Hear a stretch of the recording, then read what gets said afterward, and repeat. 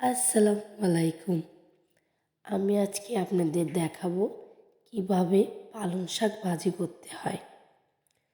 পালং শাক ভাজি যদি আপনারা এইভাবে একবার ভাজি করে খান, তাহলে আপনাদের বারবার খেতে ইচ্ছা করবে এই পালং শাক ভাজি।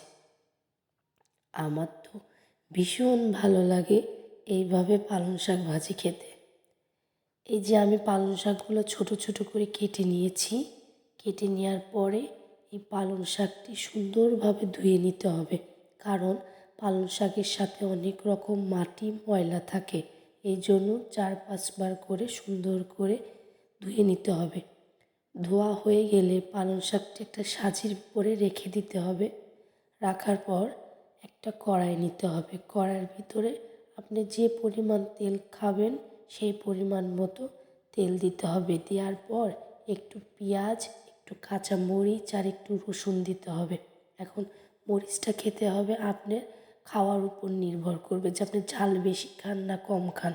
একটু লাল লাল হয়ে আসলে আপনি পালং শাকগুলো এক এক করে দিয়ে দিবেন।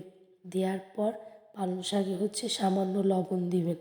আগেই বেশি পরিমাণে লবণ দিবেন না, কেননা পালং শাক নাড়তে নাড়তে একদম অল্প হয়ে যায়, দেখা যায় অনেক, কিন্তু নাড়তে নাড়তে একদম অল্প হয়ে যায়। এই জন্য লবণটা একদম পরিমাণে কম দিতে হবে। দেওয়ার পর তারপর নাড়তে নাড়তে যখন অল্প হয়ে আসবে, তখন আপনি লবণটা একটু চেখে দেখবেন যে লবণটা ঠিকঠাক হয়েছে কিনা। যদি লবণ ঠিকঠাক হয়ে যায় তাহলে তার লবণ দেওয়াই লাগবে না।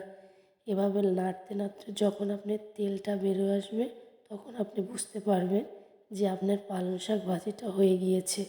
এই দেখুন, আমার পালং শাক ভাজি হয়ে গিয়েছে।